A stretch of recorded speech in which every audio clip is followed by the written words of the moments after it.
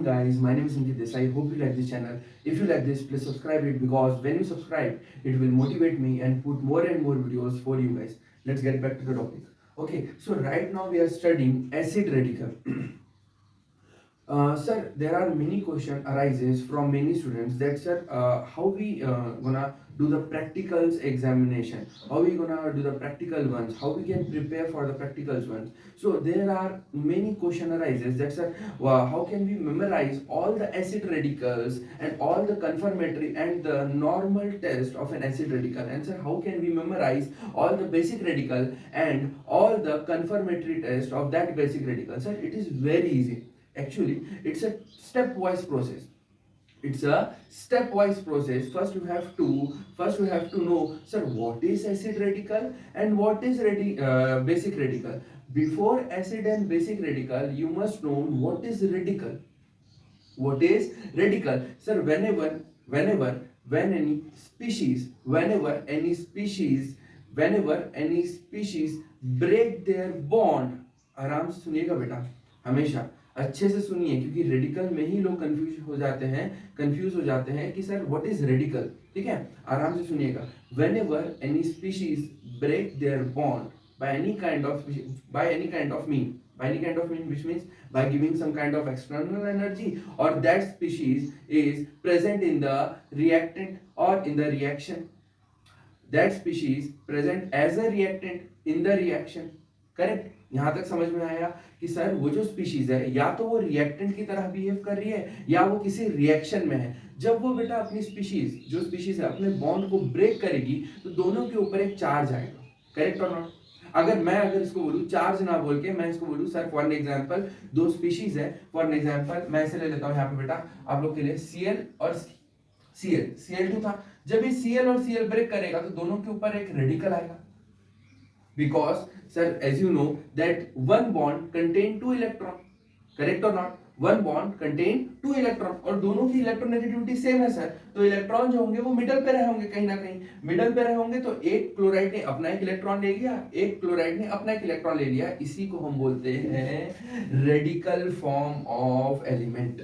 क्या बोलेंगे? Radical form of element. Whenever there is a molecule break into two different or do element, or we can say that whenever a molecule break their bond, जब भी एक molecule bond अपना break करेगा तो क्या होगा बेटा? जैसी वो ब्रेक करेगा एक उसके ऊपर चार्ज आ जाएगा, एक उसके ऊपर चार्ज आ जाएगा. ये चार्ज जो कहलाएगा एक इलेक्ट्रॉन, ये क्या कहलाएगा? रेडिकल कहलाएगा. अब वो रेडिकल क्या हो सकता है? अगर नेगेटिव चार्ज है, अगर हम बेसिक से बोले नेगेटिव चार्ज है तो सर एसिड रेडिकल है. पॉजिटिव चार्ज है तो बेसिक रेडिकल है. अगर नेगेटिव चार्ज है तो एसिड रेडिकल है, पॉजिटिव चार्ज है तो बेसिक रेडिकल है. जैसे कि सर अगर मैं आपको बोलूं CH3F, या फिर हम ले लेते sir PbCl2. Sir PbCl2 break होगा तो किसमें होगा? सर Pb2 प्लस और 2Cl negative. Cl negative acid radical, Pb2 plus basic radical. यहां तक सबको समझ में आया? यहां तक क्लियर हुआ कि बेटा आप लोग को कि यहाँ पे Pb2 प्लस क्या है? बेसिक रेडिकल है. 2Cl नेगेटिव क्या है? एसिड रेडिकल है. Those contain negative charge are called acid radical, those contain positive charge are called basic radical.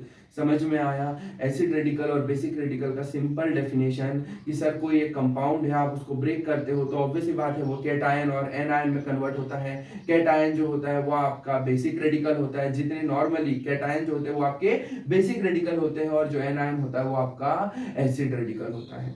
Correct और नॉट? यहां तक समझ में आया? क्लियर हुआ? आगे बढ़ते हैं. फिर उसके बाद आज जो हम लोग पढ़ने वाले हैं हम लोग एसिड रेडिकल के बारे में, मतलब एनायनिक फॉर्म के बारे में. तो बेटा जनरली क्या होता है कि आपको बहुत सारी चीजें पता नहीं है. जैसे कि सर एसिड रेडिकल कितने ग्रुप में डिवाइडेड है? The acid radical is further divided into 3 group. Correct? 3 groups. What are the groups? Sir dilute H2SO4, conc H2SO4 और special group. Dilute H2SO4, conc H2SO4, special group. तो sir आज जो हम पढ़ने वाले हैं, ये पढ़ने वाले हैं हम लोग डाइल्यूट H2SO4, कॉन्क H2SO4 और स्पेशल ग्रुप तीनों के बारे में। आज पूरा बेटा हम लोग एसिड रेडिकल खत्म करेंगे। मैं आपको बताऊंगा फॉर एन एग्जांपल, जिस तरीके से आप अगर केमिस्ट्री लैब में एंटर करते हो, जैसे आप लैब में एंटर करते हो तो फॉर एन एग्जांपल आपको एक इनऑर्गेनिक मिक्सचर मिला। आपको सबको पता है केमिस्ट्री के प्रैक्टिकल 3 पार्ट में डिवाइड है, physical chemistry, organic chemistry, inorganic chemistry. Physical chemistry constitute titration, correct? Organic chemistry constitute functional group analysis, correct? Inorganic chemistry constitute to identify the basic radical in an given inorganic mixture, or we can say unknown inorganic mixture. Correct और not? यहां तक सबको समझ में आया? Organic में functional group analysis, inorganic में to identify basic and acid radical from an inorganic mixture, physical में टाइट्रेशन।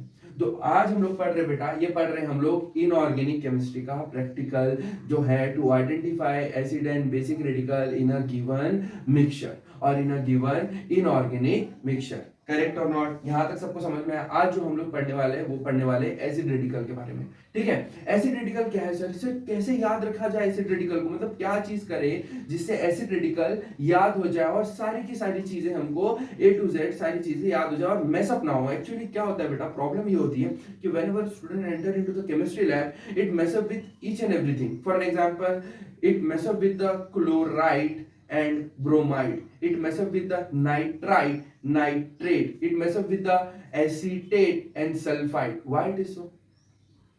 सर ऐसा क्यों हो रहा है सर?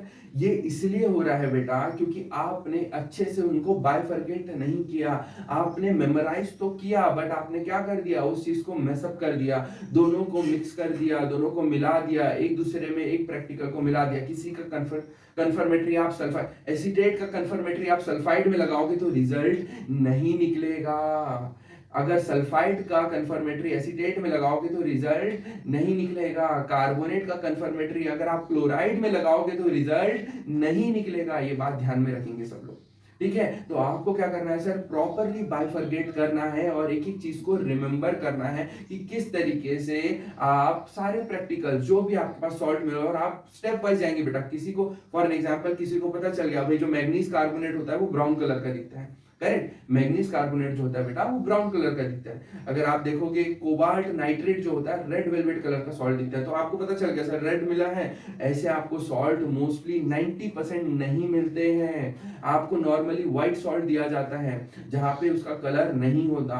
अगर कलर नहीं होता तो इससे आपको क्या करना पड़ेगा, परफॉर्म करना पड़ेगा। You have to perform that salt and when you perform that salt, perform the test on that salt, so what you got, what is acid radical, which one is acid radical and which one is basic radical। ठीक है, यहां तक समझ में आया बेटा? अब यहाँ पे देखिए आज जो हम लोग पढ़ने वाले हैं वो हम लोग पढ़ने वाले हैं एसिड रेडिकल के बारे में। तो बिना टाइम गवाए हम लोग सीधा चलते हैं sir acid radical. Acid radical is divided into 3 part, correct और not? Sir dilute H2SO4 group, conc H2SO4 group और स्पेशल ग्रुप। आप सर पहले भी बता चुके हैं कितने पार्ट में डिवाइडेड है बेटा?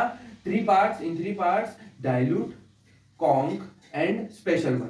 Dilute constitute carbonate, sulphide, SULPHIDE, sulphide, SO32 negative, sulfide, SULPHITE, not DE, TE, sulfide।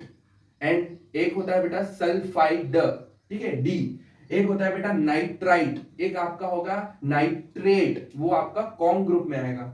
CH3COO negative, acetate. बहुत अच्छे से याद रखिएगा ये चीजें, ये एक एक नाम जो है बेटा, एक एक नाम, इनके एक एक टेस्ट बहुत अच्छे से याद रखेंगे। चलिए आगे बढ़ते हैं, कैसे करेंगे देखते हैं। सर एसिड रेडिकल है, सबसे पहले डाइल्यूट H2SO4 ग्रुप क्या लेंगे सर? सॉल्ट लेंगे और उसमें क्या डालेंगे बेटा? डाइल्यूट H2SO4 ग्रुप और डाइल्यूट H2SO4 डालेंगे। क्या डालेंगे बेटा? सॉल्ट लेंगे और जैसे हम डालेंगे डाइल्यूट H2SO4, क्या डालेंगे? Dilute H2SO4। जैसे डाइल्यूट H2SO4 डालेंगे क्या होगा बेटा? Colourless odourless gas with brisk effervescence आएंगी which turns lime water into milky. तो क्या बोलोगे? Carbonate present. सर कार्बोनेट है। Acid radical of dilute group is present, carbonate में बी। और जिस तरीके से ये अगर आ गया फिर उसके बाद क्या बोलोगे? Carbonate present. करेक्ट और नॉट। फिर आगे जाके आप जब इसमें एक्सेस ऑफ लाइम वाटर डालते हैं तो मिल्कीनेस डिसअपियर हो जाता है, वहां आप बोल दोगे कार्बोनेट कंफर्म। समझ गए मेरी बात एकदम से बेटा। यहाँ पे आपको कंफर्मेटरी टेस्ट नहीं बता रहा हूँ, ये सिर्फ जनरल टेस्ट है, कंफर्मेटरी टेस्ट नहीं है। सबकी कंफर्मेटरी अलग अलग होती है, कुछ कुछ चीजें कहीं कहीं पे आप प्रेजेंट में भी कंफर्म लिख देते हो, ये गलत बात है। आपको पहले उसको प्रेजेंट करना है, फिर उसको कंफर्म करना है। आप कंफर्म कर, जब आप प्रेजेंट कर रहे हो उसके बाद ही बेटा कंफर्म होगा, प्रेजेंट के टाइम ही कंफर्म नहीं होता है, ये बात ध्यान में रखेंगे। जैसे कि फॉर एग्जांपल आपने सॉल्ट लिया, उसमें आपने डाला क्या, डाइल्यूट H2SO4। जैसे ही आप डाइल्यूट H2SO4 डालेंगे तो अगर मान के चलिए colourless waterless gas with brick effervescence आई, तो क्या होगा बेटा, ये आपका CO2 होगा, जो कि अगर आप लाइम वाटर डालेंगे तो वो कैसा हो जाएगा, मिल्की कलर आपको शो करेगा। कैसा शो करेगा, मिल्की कलर। तो क्या करोगे, कार्बोनेट प्रेजेंट। सेकंड, अगर मान के चलिए सॉल्ट लिए, डाइल्यूट H2SO4 डाले, अगर ये नहीं आया, ये आया, ये क्या था, colourless gas with रॉटन egg like smell H2S which turn lead acetate paper into black। जैसे कि सेंधा नमक होता है, ब्लैक सॉल्ट जो होता है, जिस तरीके से वो स्मेल करता है, उस तरीके की अगर स्मेल आती है आपको, तो बेटा आपका सल्फाइड जो है वो प्रेजेंट है। जैसे आप सॉल्ट में H2SO4 डालेंगे, डाइल्यूट H2SO4 डालेंगे, वैसे अगर आपको एक ब्लैक सॉल्ट की जो महक होती है, एक सुगंध जो होती है, अगर वो आई तो समझ जाना बेटा उसमें आपका सल्फाइड प्रेजेंट है। SULPHIDE, नॉट TE, T नहीं बेटा, DE, S2 negative, S2 negative. अगर सॉल्ट लेते हैं, डाइल्यूट H2SO4 डालते हैं तो क्या होगा, यहाँ पे हम लिख देते हैं सॉल्ट प्लस डाइल्यूट H2SO4। अगर सॉल्ट और डाइल्यूट H2SO4 लेंगे तो क्या होगा बेटा, colourless gas with smell of burning sulphur SO2 which turn acidified dichromate paper green। तो बेटा क्या होगा, एकदम पंजेंट स्मेल आएगी सल्फर की। सल्फर की जो स्मेल होती है वो बहुत ही पंजेंट होती है, बहुत इरिटेटिंग स्मेल होती है। अगर हम बोले तो कैसी होती है बेटा, बहुत इरिटेटिंग स्मेल होती है, बहुत पंजेंट स्मेल होती है। तो कलरलेस गैस निकलेगी, smell of burning sulphur SO2 which turn acidified dichromate paper into green। अगर आप पेपर लेंगे और उसको एसिडिफाई करेंगे डाइक्रोमेट से और उसके ऊपर रखेंगे mouth of the test tube पे, तो वो ग्रीन कलर का हो जाएगा।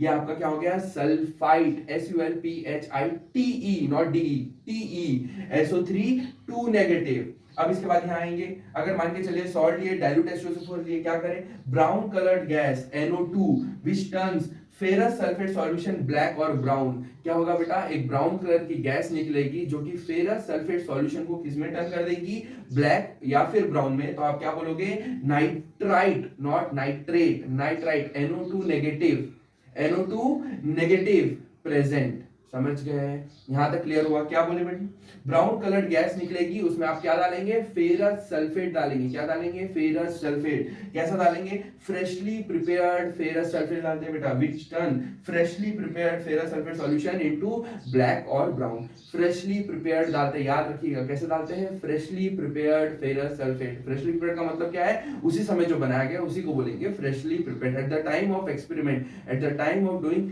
लाइक दिस नाइट्राइट, ठीक है, इसको परफॉर्म करने के समय पे जो आप फेरस सल्फेट बनाएंगे उसी को बोलेंगे freshly prepared ferrous sulphate solution. Correct और नॉट, यहां तक समझ में आया, आगे बढ़ते हैं। अगर आप सॉल्ट लेंगे, डाइल्यूट H2SO4 लेंगे, डालेंगे, अगर ये सब कोई भी नहीं आया, ना ही कार्बोनेट आया, ब्रिक एफरेंसेस नहीं आई, ना ही मान के चलो रॉटन एक स्मेल आई, ना ही आपको सल्फर की इरिटेटिंग स्मेल आई, ना ही आपको एक कलरलेस, NO2 भी बेटा इरिटेटिंग होती है, ब्राउन कलर की कोई गैस नहीं है, तो लास्ट में क्या आएगा बेटा, colourless gas with vinegar like smell. अगर colourless gas with vinegar like smell या फ्रूटी स्मेल, हल्की सी फ्रूटी स्मेल आने लगी, तो समझ जाइएगा कि क्या है बेटा, एसीटेट है। अगर विनेगर स्मेल आ गई तो क्या है बेटा, एसीटेट है। एसीटेट को प्रेजेंट कर दीजिएगा, उसका कंफर्मेटरी लगा दीजिएगा, ठीक है। अब अगर मान के चलिए सर, ना ही कार्बोनेट आया, ना ही सल्फाइड आया, ना ही सल्फाइड आया, ना ही नाइट्राइट आया, ना ही एसीटेट आया, तो अब क्या करेंगे, तो अब क्या करेंगे, हम लोग कॉन्क H2SO4 ग्रुप में जाएंगे बेटा। इसमें जाएंगे conc H2SO4 group, salt plus conc H2SO4 group. अब